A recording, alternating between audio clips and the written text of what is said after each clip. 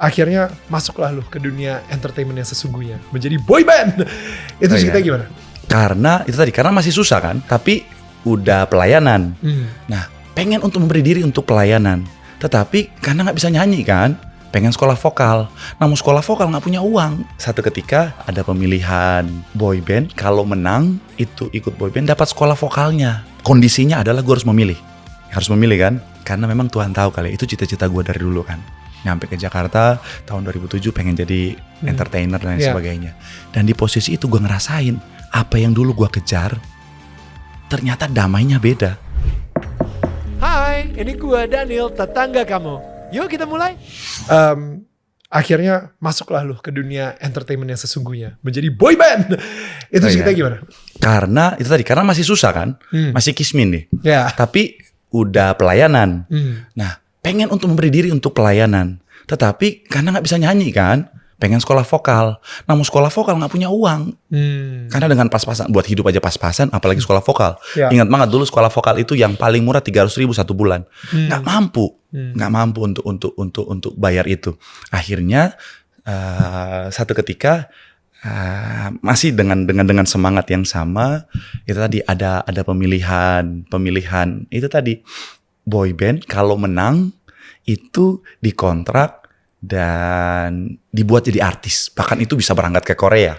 Wow. Bisa berangkat ke Korea. Dan ada uang tunainya juga? Ada uang tunai, ada hadiahnya. Kemudian nanti bisa berangkat ke Korea, training berapa bulan, balik lagi jadi artis dengan penghasilan. Jadi wah, itu salah satu motivasi itu. Jadi boy band, boy band pas-pas lagi boy band kan, tinggal modal joget, nyanyi, bisa lip sync dulu gitu kan. Nah akhirnya itu tadi ikut itu, sambil itu tadi ada tawaran juga itu ikut boyband dapat sekolah vokalnya. Jadi salah satu motivasinya juga karena dapat sekolah vokal gratis. Akhirnya ikutlah itu. Salah satu TV, Iman udah luar biasa itu. Iman udah mantap banget. Pokoknya gue lihat TV itu, stasiun TV-nya, Tuhan, Vini Vidi Vici, aku datang, aku lihat, aku menang. Waduh, belum pernah aku lihat Iman sebesar itu di antara anggota boyband. Nah akhirnya puji Tuhan, kalah.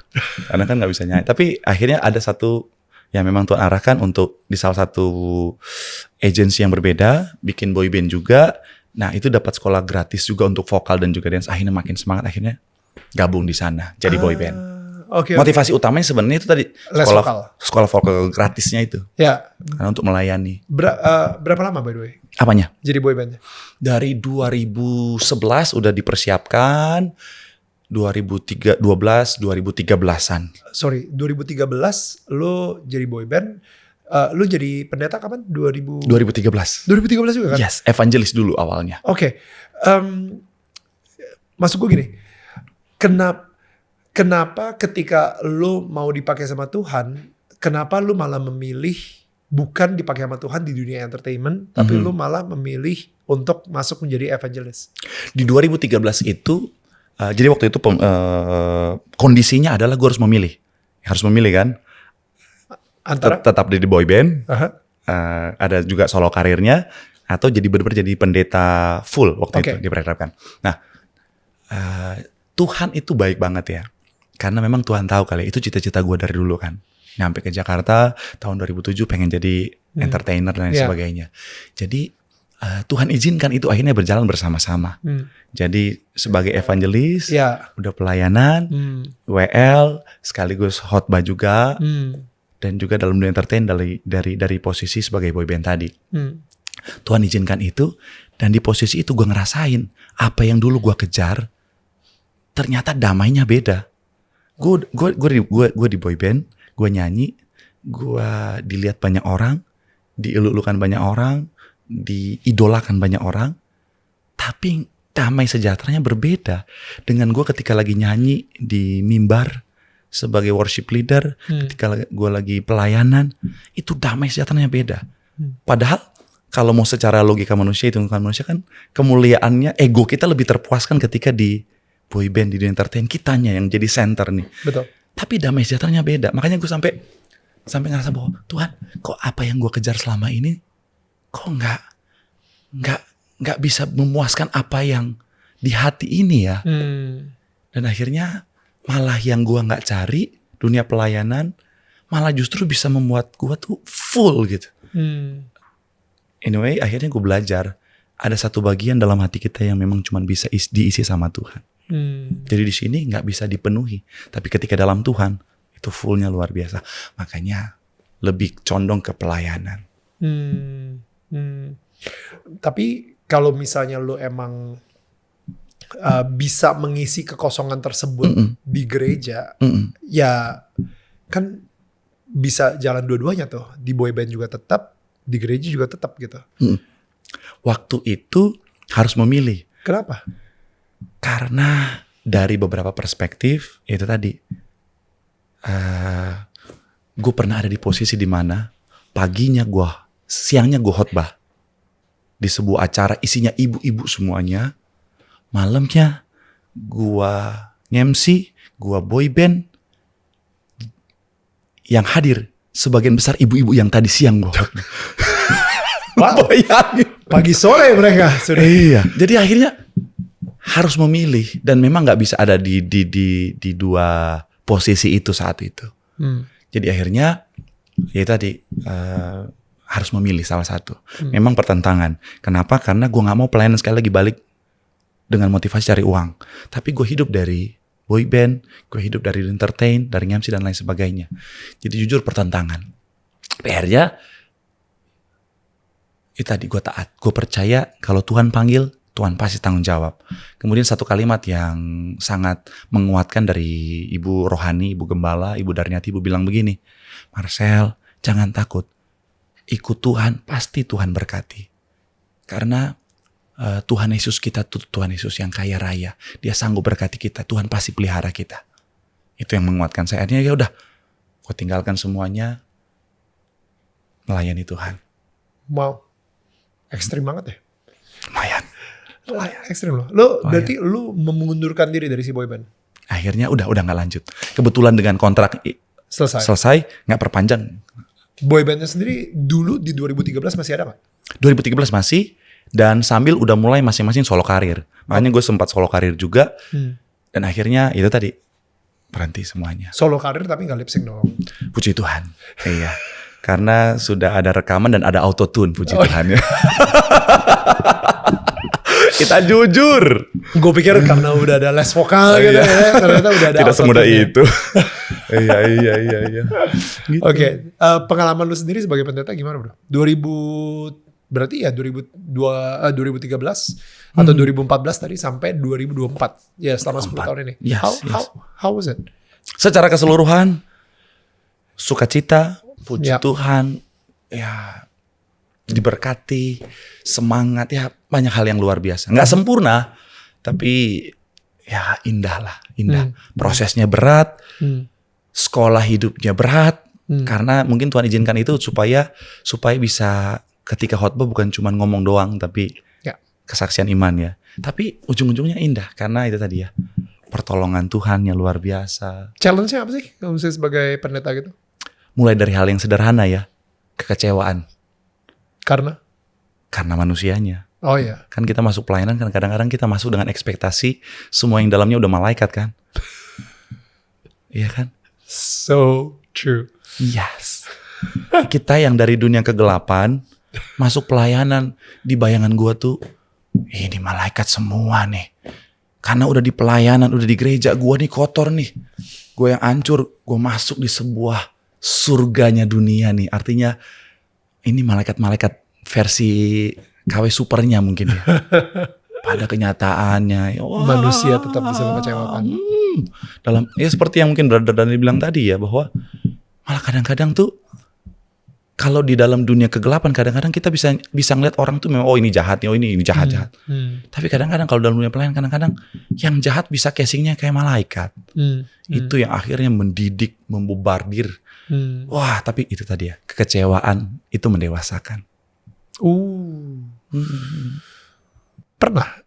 Oke. Kalau misalnya kecewa sama manusia pernah, tapi kecewa sama Tuhan pernah gak?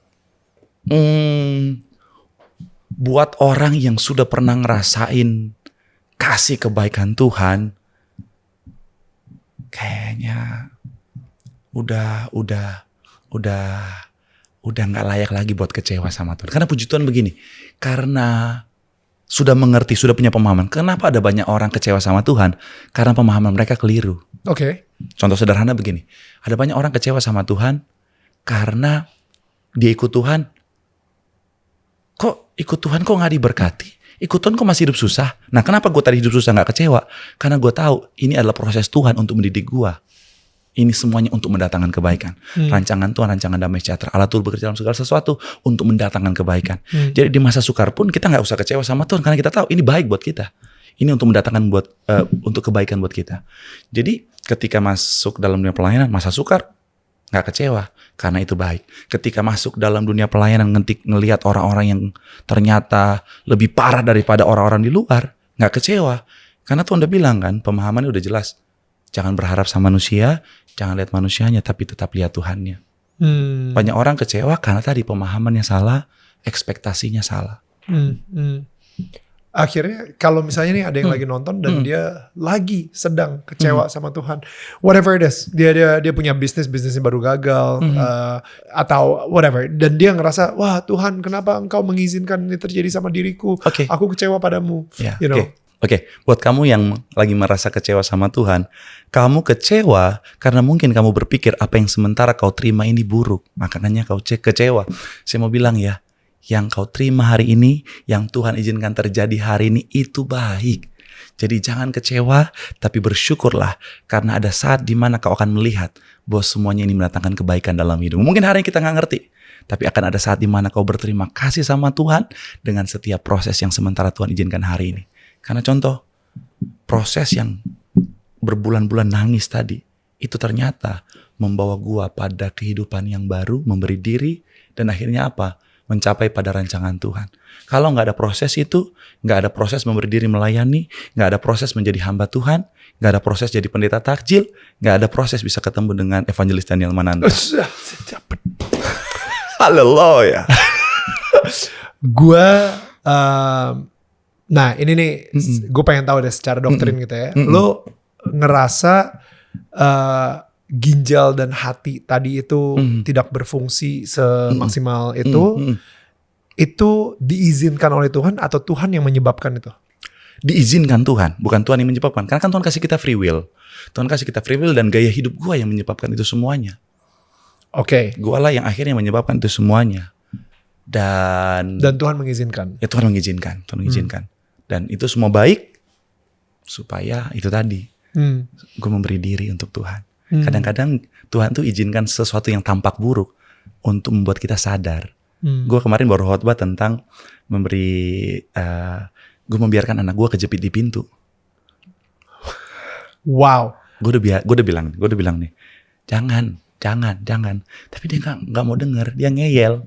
Sebagai ayah, dengan kasihnya kita sebagai ayah, gue biarin dia kejepit di pintu. Supaya dia sadar bahwa yang pertama, yang papanya ngomong itu benar. Yang kedua, bahwa itu berbahaya. Nah, mendingan dia kejepit pintu daripada sebelum nanti dia ketabrak mobil gitu. Betul. Misalnya. Dengan itu kan dia bisa belajar. Nah, itulah kasih yang sesungguhnya. Makanya kan yang ku kasih, ku tegur dan ku hajar. Nah, ada banyak ibu-ibu kadang-kadang gak ngerti. Dia mengasihi semua dengan kelembutan. Kadang-kadang kasih butuh ketegasan. Itu tadi untuk menyadarkan. Makanya di Alkitab pakai kata kasih bapa, bukan kasih ibu. Hidup pada bapak-bapak. Kok mendadak tiba-tiba kita jadi wow. Haleluya. Where is this conversation going? My goodness. Patriarki sekali ternyata pendeta Marcel. Kita di unlike sama banyak ibu-ibu. Enggak lah, saya mengasihi Anda ibu-ibu. Haleluya. Gitu. Bro, thank you so much. I think I love what you're doing dan gue gak sabar sih sampai nanti apakah Natal atau Ramadan ketika nanti akan ada movement lagi dari lo yang membawa sukacita tersebut. Gue percaya sih karena gue percaya yang tadi gue bilang tuh di awal, gue bilang kayak kenapa ya kalau misalnya gue kenal beberapa pendeta, si pendeta itu yang melakukan takjil war, dia bakal disikat habis-habisan sama netizen. Tapi ketika lu yang melakukan, lu membawa sukacita. And it feels like Tuhan mengizinkan juga itu terjadi dan akhirnya sukacita itu pun juga kayak tersampaikan gitu dan menembus batas agama. Yes. Ya kan, it becomes very human. Orang-orang dari berbagai suku, berbagai agama, berbagai kalangan, itu benar-benar kayak ketawa ngelihatnya, seneng banget ngelihatnya, dan it's such a joyful moment. Apalagi di saat kita lagi, dengan politik dan lain-lain saat itu kan. Nah, jadi there is a spirit of joy yang terjadi, dan itu in the whole city. Gue kemarin tuh kayak, kalau misalnya ngelihat di Alkitab itu ditulis kayak suddenly joy spread to whole city. Gitu, gue bilang kayak gimana caranya ya? Tapi ternyata atmosfer yang dilakukan oleh satu orang itu ternyata bisa membuat joyful satu kota gitu misalnya, which is very powerful, man. Yes. So thank you so much for that, really. Ya, karena Tuhan ya. Terima kasih buat Tuhan juga ya, luar biasa. Dan sedikit ya, gue pengen sharing bahwa apa yang kemarin terjadi membuktikan bahwa sebenarnya mayoritas orang Indonesia itu selucu itu. Artinya apapun agamanya, sebenarnya mayoritas orang Indonesia itu toleran. Cuman sayangnya yang toleran ini kebanyakan diam. Yang intoleran yang lebih berkoar-koar. Tapi ketika kemarin takjil war kemarin, itu begitu indah, begitu lucu, begitu responnya begitu baik. Karena itu tadi, mayoritas Indonesia sebenarnya toleran. Makanya yuk sama-sama kita jaga yuk negeri kita, jaga toleransi. Kita mungkin berbeda secara kebenaran teologis yang kita pahami, tetapi kita bersama dalam kebaikan. Kita saling jaga, saling bahu-membahu satu sama lain, supaya Indonesia menjadi tempat yang nyaman untuk sama-sama kita tinggali. Dan nyaman juga untuk anak-anak kita dan juga cucu-cucu kita untuk kita tinggalin juga. So, bro, ini ada sebuah souvenir dari kita ya. Wah, thank you so much. Siap. Ya kan, jadi biarpun gue tidak menawarkan lo air minum, tapi gue memberikan lo souvenir ya. Boleh dibuka? Gak perlu. Nggak ini perlu. Isinya ini kok, udah sama aja, gak perlu. Siap. Isinya rumah ya. Isinya rumah. Oke. Memang kita ngerasa seperti di rumah memang. Wow, iya. Like tapi home, abis ini harus pulang kenyamanan. loh. Enggak, gue tadi rencana udah minta tim untuk cari surat-surat tanahnya di mana. Kita.